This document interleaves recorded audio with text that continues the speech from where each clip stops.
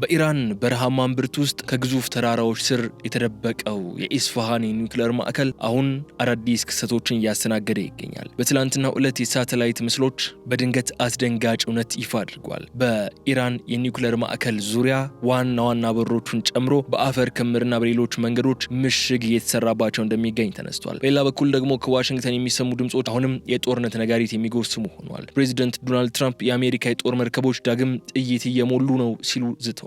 ድርድሩ ካልተሳካ የሚመጣው እርምጃ ደግሞ አንድና አንድ ነው ሲሉም ተደምጠዋል። ሙሉ በሙሉ ኢራንን ማጥፋት እንደሚሆን እየተገለጸ ነው የሚገኘው። ስለዚህ በመቶዎች የሚቆጠሩ ኪሎግራም የሚመዘኑ የበለጸጉ የዩራኒየም ክምችቶች በድንገት ከዓለም አቀፍ ተቆጣጣሪዎች እይታ ተሰውረዋል። ይህ ዩራኒየም የት ነው ያለው? ከኢራን በስተቀር የሚያውቀው ማንም የለም። በእነዚያ በአፈር ምሽግ እየተጠበቁ ባሉ በሮች በስተጀርባ ምን አይነት ሚስጥር ነው እየተሰናዳ ያለው? ዓለም ትንፋሿን ውጣ ወደ ኢስፋሃን አፈርና ወደ ኢስላማባድ የድርድር ጠረጴዛ ላይ እየተመለከተች ትገኛለች። ዛሬ በዚህ ልዩ ጥንቅራችን ስለዚህ አዲስ ምሽግ፣ ስለጠፋው ዩራኒየም፣ ኢራን ብቻ መገኛውን ስለምታውቀው ዩራኒየምና ቀጠናውን ወደ አመድነት ሊቀየር ስለሚችለው አስፈሪው ፍጥጫ በዝርዝር እንተነትናለን። አብራችሁን በመቆየት እንድትከታተሉንም እንጋብዛችኋለን። የገበያ ሚዲያን የዩቲዩብ ገጽ ሰብስክራይብ ማድረጋችሁ እንዳትዘነጉ፣ ቪዲዮውን ላይክ አድርጉ። ሐሳብ አስተያየታችሁን ደግሞ በኮመንት መስጫው ላይ እንድታስቀምጡልን ጋብዛችኋለሁ። ከተከታይ አጭር መሸጋገሪያ በኋላ እንመለሳለን። አብራችሁን ቆዩ። እንኳን ለብርሃነ ትንሣኤው በዓል በሰላም አደረሳችሁ። በአዲስ አበባ የሪል ስቴት ገበያ ትልቁ ሚስጥር ምን እንደሆነ ያውቃሉ? ሁሉም ሰው ቤት ይገዛል። ብልሆች ግን የት ከማን መግዛት እንዳለባቸው ጠንቅቀው ያውቃሉ። ሜሪት ፕሮፐርቲስ በመሃል ተክለ ሃይማኖት እያስገነባ የሚገኘውን ዘመናዊና የራሱ የሆነ እንግዳ ማረፊያ እንዲሁም ደረጃቸውን የጠበቁ ሊፍቶችን ያሟሉ የንግድ ሱቆችን ከ25 ካሬ ጀምሮ ይዞላችሁ ቀርበዋል። በተጨማሪም በውቢቷ ፒያሳ በአራዳ ፓርክና በፍሬንድሺፕ ፓርክ መሃል ቅንጡ አፓርትመንቶችን ይዘንሎት መተናል። ከባለ 1 መኝታ እስከ ባለ 4 መኝታ በ4.2 ሚሊዮን ብር ሙሉ ክፍያና በ918 ሺህ ብር ቅድመ ክፍያ እየሸጠን እንገኛለን። ልብ ይበሉ፣ ያሉን ቤቶች ጥቂት ብቻ ስለሆኑ ደግሞ በማያገኙበት ቦታ ላይ የቤት ባለቤት ለመሆን ፈጥነው ከታች ባለው የድርጅቱ ስልክ ይደውሉ። በ0910 96 3904 ወይም በ0994 74 7686 ላይ ይደውሉ። ሜሪት ፕሮፐርቲስ በኢራን እምብርት የሚገኘውና የሀገሪቱ የኒውክሌር መርሃ ግብር የጀርባ አጥንት ተደርጎ የሚወሰደው የኢስፋሃን የኒውክሌር ቴክኖሎጂ ማዕከል በአሁኑ ወቅት በዓለም አቀፍ የደህንነት ተንታኞችና በሳተላይት ካሜራዎች ከፍተኛ ትኩረት ውስጥ ወድቋል። ከጥቂት ቀናት በፊት የወጡት እጅግ ጥራት ያላቸው የሳተላይት ምስሎች የሚያመላክቱት ደግሞ ቴህራን በዚህ ማዕከል ላይ ያልተለመደና እጅግ ከፍተኛ ጥንቃቄ የታየበት የመከላከያ ግንብ ግንባታ እያካሄደች ትገኛለች። በተለይ ወደ ማዕከሉ ከመሬት በታች የሚወስዱ 3 ዋና ዋና የመግቢያ ቱቦዎች ወይም መተላለፊያ መንገዶች በከፍተኛ ሁኔታ እንዲዘጉ ተደርጓል። ይህ ዝግጅት እየተከናወነ ያለው ደግሞ በቀላል አጥር ብቻ ሳይሆን እጅግ ግዙፍ በሆኑ የአፈር ክምሮች፣ በድንጋይ ምሽጎች እንዲሁም በማይበገሩ የብረት አጥሮች አማካኝነት መተላለፊያዎቹን ሙሉ በሙሉ ለእይታና ለእንቅስቃሴ ዝግ በማድረግ ነው። ይህ የኢራን እርምጃ በወታደራዊ ስትራቴጂ ረገድ ትልቅ ትርጉም ያለው ሆኗል። ሀገሪቱ ሊሰነዘርባት ለሚችል የእግረኛ ወታደር ጥቃት ወይም የልዩ ኮማንዶዎች ኦፕሬሽን ምን ያህል ስጋት እንዳላት የሚያሳይ ግልጽ ምልክት ተደርጎ ይህንን ስጋት ለመመከትም እያደረገችው ያለችው ቅድመ ሁኔታ ተደርጎ ተወስዷል። ቀደም ሲል እነዚህ መተላለፊያዎች ለሰራተኞችና ለቁሳቁስ ዝውውር ክፍት የነበሩ ነበሩ። አሁን ላይ ግን ሆን ተብሎ በፍርስራሽና በአፈር መሞላታቸው ኢራን የኒውክሌር ጣቢያዋን ወደማይደፈር ምሽግነት እየቀየረችው መሆኑ ያሳያል። ተንታኞች እንደሚሉት ደግሞ ይህ አይነቱ ራስን የመቅበር ስልት ጠላት ወደ ውስጥ ሰርጎ ለመግባት የሚያደርገውን ሙከራ በከፍተኛ ሁኔታ የሚያደናቅፍና ለማጽዳትም ረጅም ጊዜና ከባድ መሳሪያ የሚጠይቅ ነው።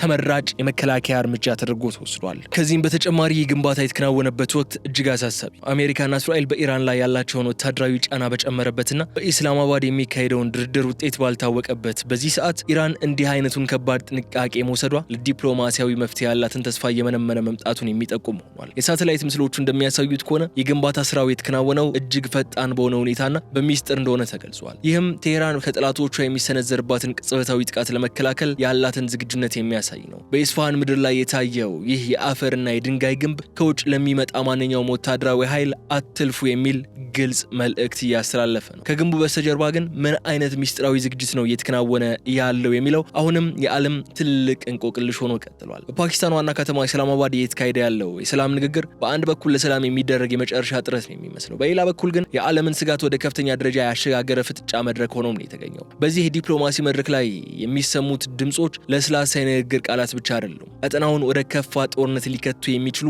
የዛቻና የማስጠንቀቂያ ቃላትም ሊሆኑ እንደሚችሉ ይጠበቃል። በተለይ ዩናይትድ ስቴትሱ ፕሬዚደንት ዶናልድ ትራምፕ ከድርድሩ ጎን ለጎን የሰጡት መግለጫ በኢራን ላይ የተደቀነውን አደጋ ምን ያህል ቅርብና አስፈሪ መሆኑን አመላካች ናቸው። ትራምፕ በግልጽ እንደተናገሩት ከሆነ በኢስላማባድ የሚካሄደውን ድርድር ስኬታማ ሳይሆን ከቀረና ኢራን በኒውክሌር ጉዳይ ላይ ግልጽ የሆነ ስምምነት ላይ ለመድረስ የማትችል ከሆነ የአሜሪካ ጦር ሙሉ በሙሉ ኢራንን ለማጥፋት ይንቀሳቀሳል ወይም እጅግ አደገኛና ከባድ የሆነ እርምጃ ለመውሰድ ዝግጁ ሆኖ እየተጠባበቀ ነው ሲሉ ተደምጠዋል። ይህ ማስጠንቀቂያ በቃላት ብቻ የተገደበ አይደለም። የፕሬዚዳንቱ ንግግር በወታደራዊ መረጃዎች የታጀበም ነው። እንደ ትራምፕ ገለጻ በአሁኑ ወቅት በአካባቢው የሚገኙ የአሜሪካ የጦር መርከቦች፣ አይሮፕላን ተሸካሚዎችና የጦር አይሮፕላኖች ከዚህ ቀደም ታይቶ በማይታወቅ ሁኔታ ዳግም በከፍተኛ ደረጃ እየታጠቁ ነው የሚገኙት። ትራምፕ ሪሎዲንግ የሚል ቃል በመጠቀም ያሰሙት አንድ ንግግር አሜሪካ እጅግ ዘመናዊና አጥፊ የሆኑ የጦር መሳሪያዎችን ወደ ቀጠናው ያሰለፈች መሆኑን፣ ለማንኛውም ትዕዛዝ በተጠንቀቅ ላይ ሆነው የሚጠባበቁ መርከቦቿን በቦታቸው እንደሆኑ የሚያሳይ ሆኖ ተወስዷል። የወታደራዊ ዝግጅት ኢራንን ለማስፈራራት ብቻ ሳይሆን በድርድሩ ሂደት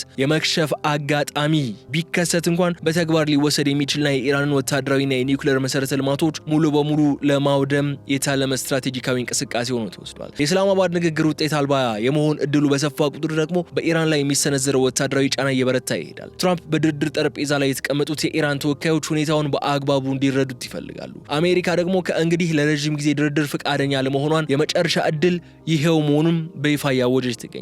ይህ የፖለቲካና የወታደራዊ ጫና ጥምረት ኢራን በኢስፋሃንና በሌሎች የኒውክሌር ጣቢያዎቿ ላይ የምታደርገውን የጥንቃቄ ግንባታ ይበልጥ እንዲፋጠን ያደረገው ዋነኛ ምክንያት ሆኖ ተወስዷል። የአሜሪካ ጦር ዳግም መታጠቅና የኢራን የትራምፕ የጥፋት ዛቻ ቴህራን የኒውክሌር ማዕከላቷን በአፈር ድንጋይ ቀብራ ለመከላከል እንድትገደድ ያደረጋት ትልቁ ጫና ሆኖም ተመዝግቧል። ይህ በኢስፋሃን ማዕከል ዙሪያ የታየው የኮንስትራክሽን ግርግርና የመተላለፊያ መንገዶች የመዝጋት ሌላ እጅግ አሳሳቢ የሆነ ሚስጥራዊ ጥያቄንም አፍጥጦ እንዲወጣ አድርጓል። ይህ ምን መሰላችሁ? የኢራን እጅግ ስስ የሆነው የበለጸገ ዩራኒየም ክምችት በአሁኑ ወቅት የት እንደሚገኝ አለመታወቁ ነው።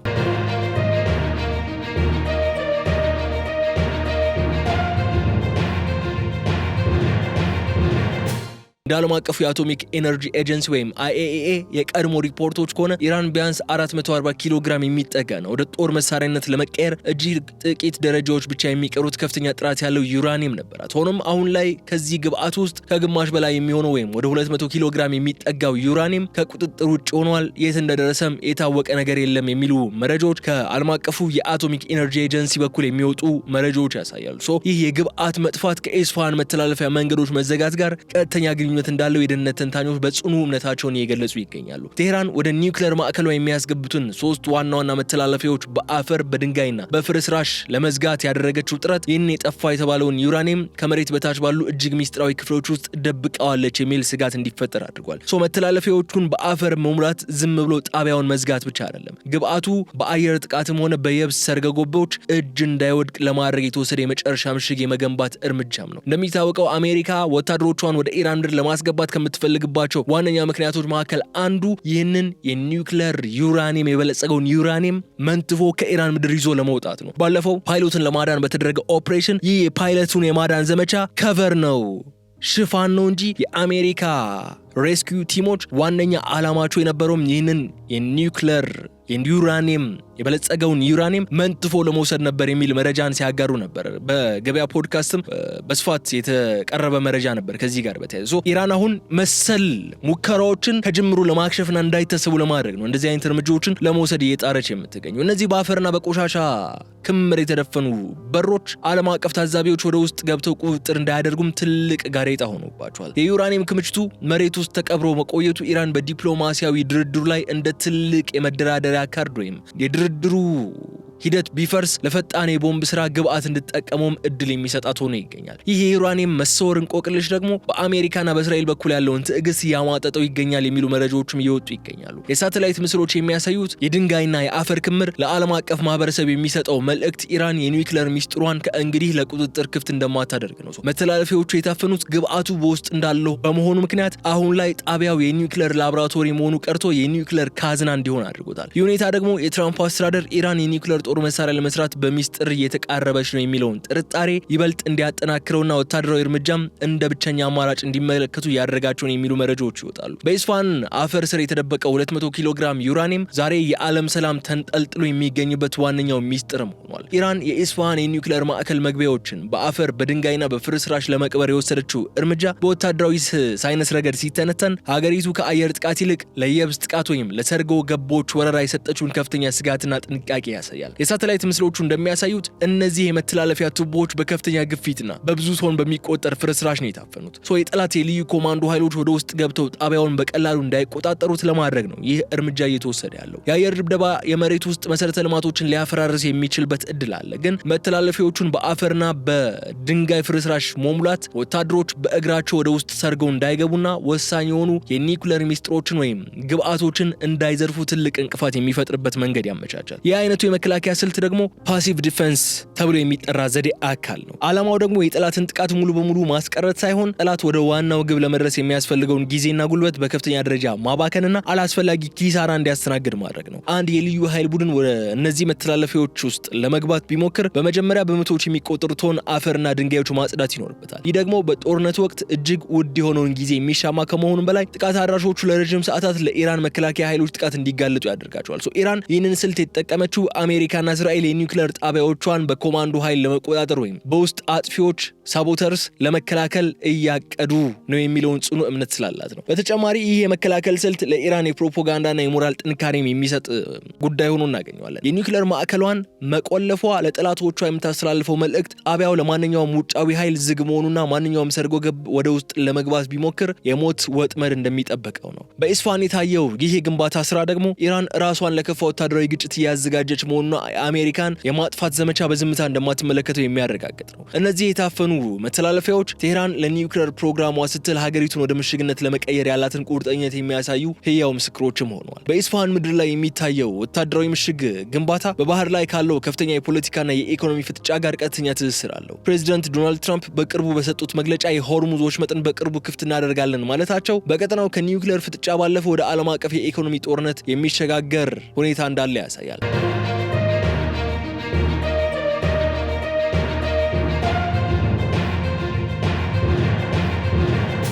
በኢራን ቁጥጥር ስር የሚገኘውና የዓለምን የነዳጅ ንግድ ደም መስመር የሆነው ሆርሙዝ ወሽመጥ በቴህራን ፍቃድ ስር መውደቁ በዓለም አቀፍ የነዳጅ ገበያ ላይ ከፍተኛ መስተዋጎልና የዋጋ ንረትን ፈጥሯል። ይህ ባህር ላይ እገዳ ደግሞ ኢራን በአሜሪካ ለሚሰነዘርባት ወታደራዊ ጫና የምትሰጠው የኢኮኖሚ ምላሽ ሲሆን አሜሪካ ይህንን የንግድ መስመር በኃይል ለመክፈት ሙሉ ዝግጅቷን አጠናቃ መቀመጧ ውጥረቱን ይበልጥ እንዲባባስ አድርጎታል። የኢስፋሃን መተላለፊያ መንገዶች በአፈርና በፍርስራሽ መዘጋትና የባህር ላይ ፍጥጫው የአንድ ሳንቲም ሁለት ገጽታዎች ናቸው። ኢራን በየብስ በኩል የኒውክሌር ሚስጥሯን በአፈር ቀብራ ስትከላከል፣ በባህር በኩል ደግሞ የዓለምን ኢኮኖሚ በማነቅ አሜሪካን ለድርድር ለማስገደድ ወይም ወታደራዊ እርምጃ ከመውሰድ እንድትቆጠብ ለማድረግ ነው እየሞከረች የምትገኘው። ይሁን እንጂ ትራምፕ የአሜሪካ የጦር መርከቦች በከፍተኛ ሁኔታ ትጥቃቸውን እያደራጁ ነው፣ ሪሎድ እያደረጉ ነው ብለው ያስቀረቡት ዛቻ ዋሽንግተን የሆርሙዝ ወሽመጥን በኃይል ለመክፈትና በተመሳሳይ ጊዜ የኢራንን የኒውክሌር መሰረተ ልማቶች ለማጥቃት ቆርጣ መነሳቷን ነው የሚያሳየው። ይህ ደግሞ ኢራን የየብስ መከላከያዋን ይበልጥ እንድታጠናክርና የኢስፋሃን በሮችን እንድትቆልፍ ተጨማሪ ምክንያት ሆኗታል። በአሁኑ ወቅት ያለው ሁኔታ የሚያሳየን ደግሞ መሰላችሁ ኢራን የአሜሪካን የኢኮኖሚና የወታደራዊ ጫና ለመቋቋም ሁሉንም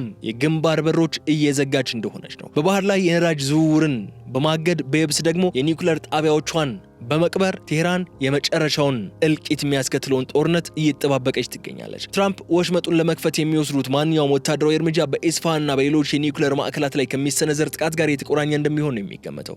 የሆርሙዝን ወሽመጥ የውሃ ሞገድና የኢስፋሃን የአፈር ክምር የሁለቱ ሀገራት ፍጥጫ የደረሰበትን እጅግ አደገኛ ደረጃ የሚያሳዩና ቀጠናው በማንኛውም ሰዓት ወደማይመለስ ግጭት ሊገባ እንደሚችል የሚጠቁሙ ምልክቶች ሆኗል። ይህ ሁሉ የሆነ ያለው በኢስላማባድ የሁለቱም ሀገራት ተወካዮች ተገኝተው ድርድር ያደርጋሉ ተብሎ በሚጠበቅበት ወቅት ነው። ኢራን አሁን በኢስፋሃን ለወሰደችው እጅግ አስገራሚ የመከላከያ እርምጃ ዋነኛው መነሻ ደግሞ ባለፈው ሰኔ ወር በኒውክሌር ጣቢያዎቿ ላይ የሰነዘረባት መጠነ ሰፊ የአየር ጥቃት የጣለባት ጠባሳ እንደሆነ ነው የሚነገረው። በወቅቱ አሜሪካና እስራኤል በቅንጅት በኢስፋሃን በናታንዝና በፎርዶ የከርሰ ምድር ማዕከላት ላይ ባደረሱት ጥቃት ከፍተኛ ጉዳት ደርሶ እንደነበር ይታወሳል። በተለይ አሜሪካ በወቅቱ የተጠቀመችባቸው መሬት ውስጥ ጥልቀት ያለው ርቀት ዘልቀው የመፈንዳት አቅም ያላቸው እነዚህ በንከር ባስተር ቦምቦች ኢራን አይደፈሩም ብላ የምታምናቸውን የኮንክሪት ምሽጎቿ አደጋ እንዲጋረጥባቸው አድርጓል። ይህ ክስተት ቴህራን ያላትን የመከላከል ስልት በድጋሚ እንድትመረምርና አዲስ ስትራቴጂ እንድትቀይስም ያስገደደ ነበር። አሁን ላይ በሳተላይት ምስሎች የሚታየው መተላለፊያዎችን በአፈር በድንጋይና በፍርስራሽ የመሙላት ስራ እነዚህን ዘመናዊ ቦምቦች ለመቋቋም የተደረገ አዲስ ሙከራ እንደሆነም ነው ወታደራዊ ባለሙያዎች የሚስማሙት። እንደ ባለሙያዎቹ ትንታኔ ከሆነ የቦምብ ፍንዳታ ኃይል በጠንካራ ኮንክሪት ላይ ከሚያርፈው ይልቅ በተንቀሳቃሽና ባልተቆራኘ የአፈርና የድንጋይ ክምር ላይ ሲያርፍ ያለው ሰብሮ የመግባት አቅም ይቀንሳል የሚል እምነት አለ። ኢራን መተላለፊያዎቹን በአፈር በማፈን የቦምቦቹን የኃይል ሞገድ ወይም ሾክ ዌቭ ለመመጠንና ወደ ዋናው የኒውክሌር ክፍል እንዳይደርሱ ለማድረግ አልማለች። ይህ ደግሞ ቀደም ሲል ከደረሰባት ጥቃት የተማረችው መራራ ትምህርት በተግባር እያዋለችው መሆኑን ያሳያል። ከዚህም በላይ ግን መተላለፊያዎቹን በፍርስራሽ መሸፈናቸው ሌላ ስልታዊ ጠቀሜታም አለው። ይህ ጥቃት የደረሰባቸውና የወደሙትን የጣቢያው ክፍሎች ከሳተላይት አይን ለመደበቅም ያስችላል። ኢራን በሰኔው ጥቃት ምን ያህል ጉዳት እንደደረሰባት ለዓለም አቀፍ ታዛቢዎችና ለጠላቶቿ እንዳይታወቅ ነው የምትፈልገው። መግቢያዎቹን በቆሻሻና በድንጋይ ለመሸፈን የምታደርገው ጥረት የውስጠኛውን ክፍል ሁኔታ ሚስጥራዊነቱ ጠብቆ ለማቆየትና ጥገና እያደረገች ከሆነም ያለምንም የውጭ ክትትል ለማከናወን ያስችላታል። የኢስፋሃን አፈር ዝም ብሎ ክምር አይደለም። የኢራን የኒውክሌር ሚስጥር ከቴክኖሎጂ የታገዙ ቦምቦችና ሰላይ ሳተላይቶች ለመከላከል የተገነባ የጥንቃቄ ጋሻ ሆኗል። በአሁኑ ወቅት በኢስፋሃን ምድር ላይ የሚታየው የአፈርና የድንጋይ ክምር በኢስላማባድ ከሚካሄደው የዲፕሎማሲ ፍጥጫ ጋር ተዳምሮ የዓለምን ደህንነት እጅግ አሳሳቢ ምዕራፍ ላይ አድርሶታል። በአጠቃላይ ግን የኢስፋሃን መተላለፊያዎች መዘጋት የጠፋውን የበለጸገ የዩራኒየም ክምችት እንቆቅልሽና የአሜሪካ ጦር ዳግም መታጠቅ ቀጠናው ወደ ከፋና ወደማይመለስ ግጭት እያመራ መሆኑን የሚያሳዩ ህያው ምስክሮች ሆኗል። ኢራን የኒውክሌር ፕሮግራሟንና የቀረውን ግብአቷን ለመጠበቅ ስትል ጣቢያዎቿን በምድር ውስጥ ቀብራ ለመከላከል የመጨረሻውን ስትራቴጂያዊ ውሳኔን ወስዳለች። በሌላ በኩል ደግሞ የአሜሪካና እስራኤል ይህንን የመቅበር ስልት እንደ ትልቅ ስጋትና ለጦርነት እንደ መዘጋጀት ቆጥሮታል። በኢስላማባድ የሚገኘው የኢራን ልዑክ በአንድ በኩል ለሰላም ዝግጁ ነን ቢልም በሌላ በኩል ግን በሳተላይት ምስሎች የሚታየው ወታደራዊ ምሽግ ግንባታ ለድርድር የሚቀርብ በቂ እምነት አለመኖሩን ያሳያል። ፕሬዚዳንት ትራምፕ ድርድሩ ካልተሳካ ሙሉ በሙሉ የማጥፋት እርምጃ እንደሚወስዱ የሰጡት ዛቻ ዲፕሎማሲያዊው መንገድ እጅግ ጠባብና አደገኛ መሆኑን አመላካች ሆኗል። ይህም ሁኔታ ቀጠናውን ወደ ሁለት ምርጫዎች ብቻ ያስገብጡታል። ወይ በኢስላማባድ በኩል የሚመጣ ተአምራዊ ስምምነት አሊያም ደግሞ በኢስፋሃን የታፈኑ በሮች በኃይል የሚከፈቱበትና መላውን መካከለኛው ምስራቅ ወደ አመድነት የሚቀይር መጠነ ሰፊ ጦርነት ከፊታችን ተጋርጧል። የዓለም አይን አሁን ወደ እነዚህ የታጠሩ የታፈኑና የተቆለፉ በሮች ነው ያቀናው። በእነዚህ መተላለፊያዎች ውስጥ የተደበቀው ሚስጥርና በአፈር ስር የተቀበረው ዩራኒየም የቀጠናውን ብቻ ሳይሆን የዓለምን የኃይል ሚዛን የሚወስን አጋጣሚን ይዞ ቁጭ ብሏል። ታሪክ እንደሚነግረን ግን ዲፕሎማሲ ሲያከትም መድፎች መናገር ይጀምራሉ። አሁን በኢስፋሃን ላይ መድፎች ከመናገራቸው በፊት ምድር በዝምታ ተውጣ የምሽቱን የድርድር ውጤት በጉጉት ትጠባበቃለች። ይህ ዝምታ ግን የሰላም ሳይሆን ማዕበል ከመምጣቱ በፊት የሚታይ አስፈሪ ጸጥታን መስሏል። የቀጠናው መጻኢ ዕድል የሚወሰነው እነዚህ በአፈር የተደፈኑ በሮች በሰላም ለመክፈት በሚደረገው ጥረት አሊያም ደግሞ በጦርነት በሚከፈለው ዋጋ እንደሚሆን ግን የሚያጠራጥር አይደለም። ይህን ብለን የዛሬውን የልዩ ጥንቅር መሰናዶአችን እዚህ ላይ እንቋጫለን። የተከበራችሁ የገበያ ሚዲያ ተከታታዮቻችን በቀጣይ በሌላ ጉዳይ መልሰን እስክንገናኝ ድረስ ከዛ የገበያ ሚዲያን የዩቲዩብ ገጽ ሰብስክራይብ አድርጉ፣ ቪዲዮውን ላይክ አድርጉ፣ ሐሳብ አስተያየታችሁን ደግሞ ኮሜንት መስጫው ላይ እንድታስቀምጡ ነው የምጋብዛችሁ። በቀጣይ በሌላ ጉዳይ እንገናኛለን። እስከዛ ድረስ በቸር ቆዩልኝ።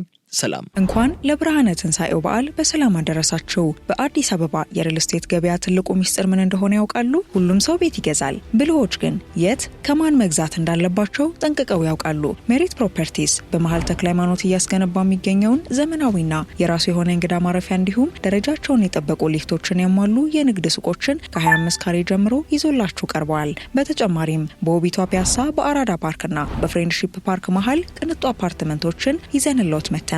ከባለ 1 መኝታ እስከ ባለ 4 መኝታ በ4.2 ሚሊዮን ብር ሙሉ ክፍያና በ918 ሺህ ብር ቅድመ ክፍያ እየሸጠን እንገኛለን። ልብ ይበሉ፣ ያሉን ቤቶች ጥቂት ብቻ ስለሆኑ ደግሞ በማያገኙበት ቦታ ላይ የቤት ባለቤት ለመሆን ፈጥነው ከታች ባለው የድርጅቱ ስልክ ይደውሉ።